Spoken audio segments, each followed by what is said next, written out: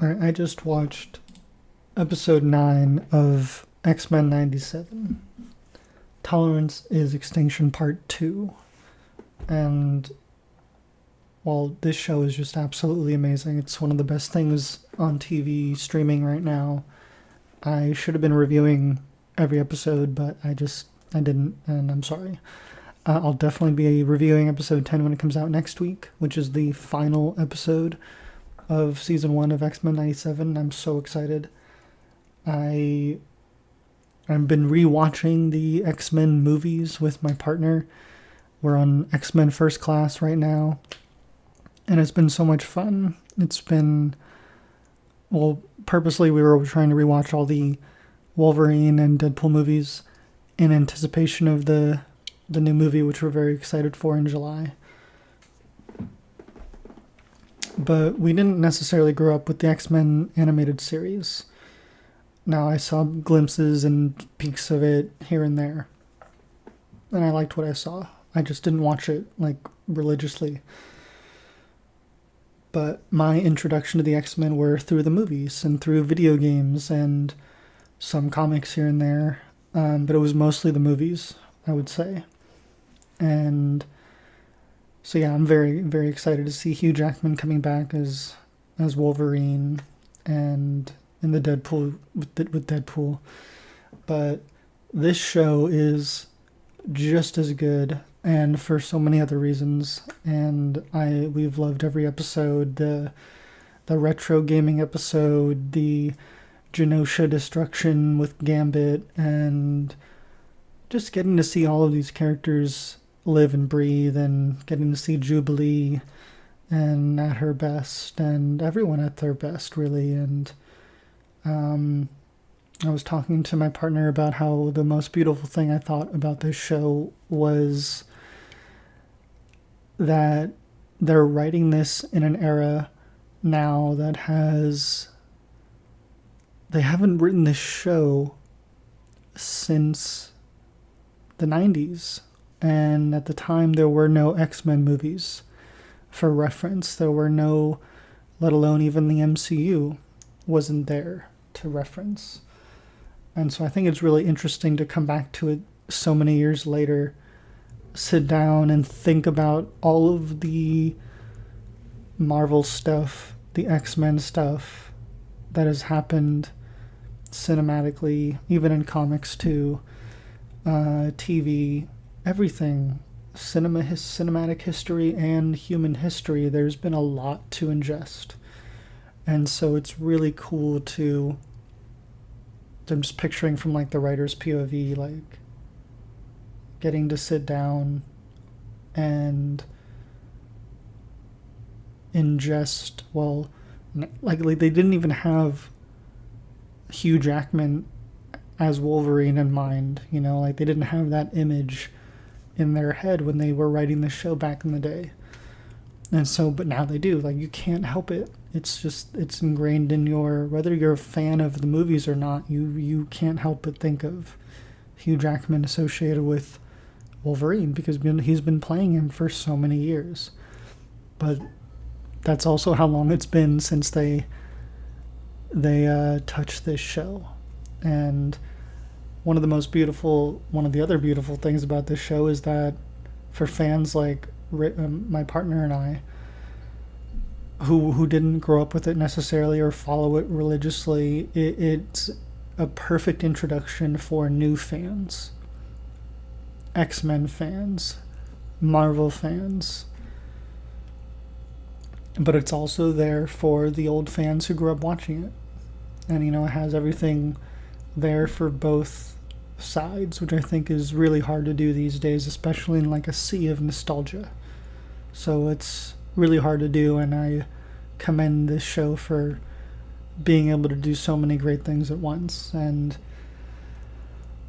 so much has happened. And again, I wish I had stopped and talked about each episode individually, and I think releasing it week to week is genius, and that's the way to do a show. That's how they should have done Fallout. But yeah, so many great little moments in this episode, but we are really coming to the climax, and some things I wanted to talk about. My favorite part of episode 9, Tolerance Extinction Part 2, was the little nod and reference when Scott says, "Would you expect the black leather suits?" And especially since my partner and I had just rewatched the movies where they say that, where they make fun of the yellow suits. So it's really cool to see it come full circle, and especially it coming out of Scott. And so that kind of ties into what I was saying about how, like, they have the movies in mind now to reference, and it's like, it's a fun little jab at, like, hey, look, we're using the yellow suits now, and we're making it work live action and in animated form again. So that was by far my favorite part of the episode, despite getting to see Morph, because, like I said, did I say spoilers? Whatever, it's in the title, spoilers. But getting to see morph into the Hulk was superb. I love the Hulk, and the last few times we've gotten to see the Hulk he was not at like a full capacity Hulk, She-Hulk, which I loved for other reasons. Even Endgame, we didn't really get to see Hulk. It's been a minute. So even in animated form, it was just so much fun to see Hulk go full Hulk. And even if it was Morph, that's the fun thing about him. And that's a cool thing about the X-Men, is that they have these characters who are similar, like Mystique. And I've been watching the movies, and clearly Mystique is their Morph in the movies, and Morph is their Mystique in the show. But it's also fun getting to see the X-Men, Disney and Marvel get to use the properties that they can freely be flexible with now. So Hulk, Spider-Man, Captain America, they're doing such a great job. And it's really exciting to see them finally get their hands on the X-Men property. And I think it's been a good experiment, because I know that X-Men 97 was like an easy tester to do with their X-Men property, to kind of see, like, well, if it doesn't do good, it's not the end of the world. It's just one of our animated shows, right? But they put so much into this, like it was the movies, like it was truly was their first time getting to use these properties, and it shows. They care. They love these characters so much, and it every frame shows it. And I love their small little Easter eggs we've seen throughout the cinematic universe of them getting to use their X-Men properties, which I believe WandaVision was the first one with Quicksilver. And you could argue, yes, it was a fake out, but at the same time, fake out or not, that was them getting to use the X-Men properties for the first time. And then also Professor Xavier in Doctor Strange and the Multiverse of Madness was another use. And I'm sure there was a couple more that I'm forgetting. Maybe not, but those were some of the earlier ones that I remember. Along with X-Men 97 and Deadpool and Wolverine coming up, which is very exciting. But again, back to this episode, because so much has happened. So much happened in this episode. We finally get Professor X back with the X-Men. He's making amends and doing his best to try to console everyone with what's happened. And now with Magneto having been left the X-Men, it's this conflict again. Now I do want to talk about, because a lot of people have been complaining about Sinister being the villain, which honestly, like, I don't have a problem with. I'm not even that familiar with that character, but I don't think the X-Men need a villain because there's so much conflict already within just their interactions with humans because of the allegory of being a minority, and that in itself is a huge conflict in what makes the X-Men, and as well as within themselves, and that kind of MLK and Malcolm X that Professor X and Magneto are, like, that is already so much, that we have to work with, like, that's enough for me at least. Whereas I'm not leaning too much on the villain, aka Sinister in this case, because there's more to be eaten here for that craving, but what was I gonna say? Yeah, I just don't think that they need a big bad. And sure, it's not a cliche one like we're used to, but that can come. That can come later. We have more to come, so I'm fine with it. I'm not really running into any problems with this show for the time being, except that I just want more. But they're doing a really good job at keeping me at bay, and just giving me just enough. But yes, I'm really loving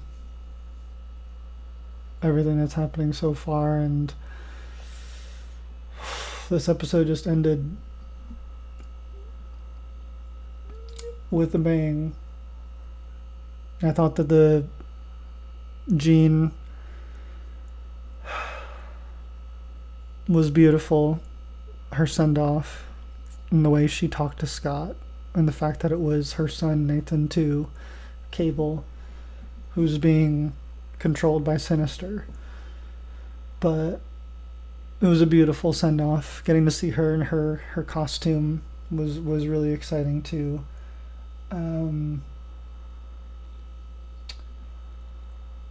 But man, I thought Professor X was done for until Wolverine, man, took Magneto out. But we had just watched the scene too in X-Men 2 where he pulls the mercury, I believe, out of that security guard's body and creates the 3 metal balls to escape the plastic prison. And I immediately thought of that scene when Magneto pulled the adamantium out of poor Wolverine. I hope he's okay, but we will have to wait until next week. But it's so good. Each episode, I'm just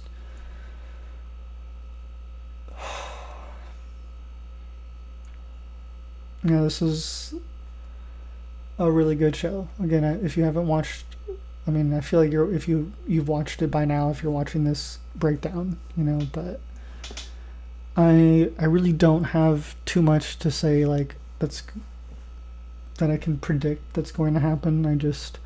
I really feel like I'm along for the ride, and I'm so excited to see what's going to happen. There's so many surprises. You really can see Kevin Feige's touch, and I will comment on the Beau DeMayo thing, he was a writer who wrote seasons 1 and 2, and I think he did a treatment on 3, but I don't know if he got to do the whole thing or if he even got to do 3. But there is a concern that he got fired due to apparently being hard to work with, and he had a non-explicit OnlyFans account.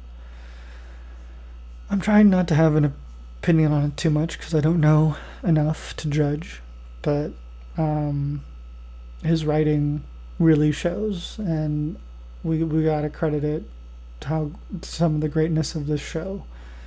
And I am worried that to see what it would be like without his writing, but hopefully it stays intact and remains as good as it is.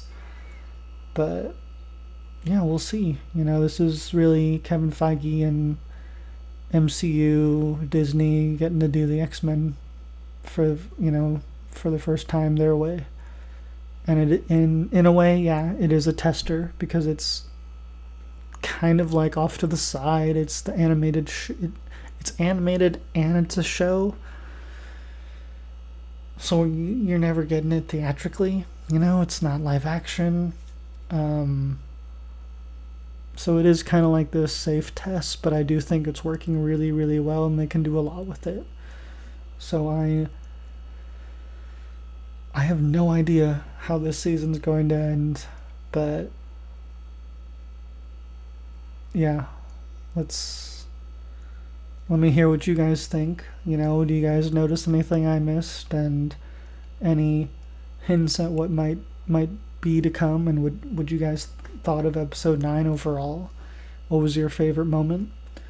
What's been your favorite episode so far? And let me know what you guys think down below. And yeah, I'll be here next week for episode 10, the final episode. Thank you guys so much for watching. I don't think I forgot anything else, did I?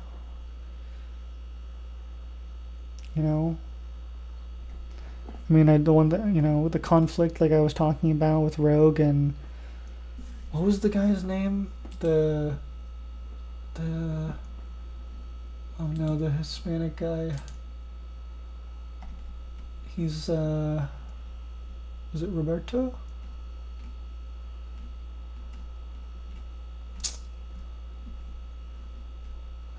I think it was Roberto. Anyways, them going to Magneto's side is all the conflict that we need.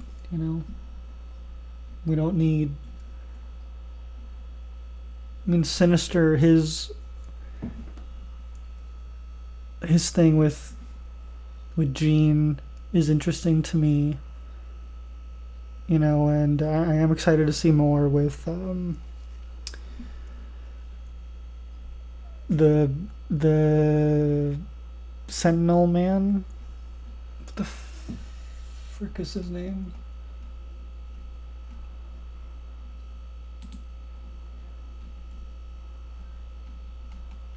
Dang, I don't have the cast in the weird.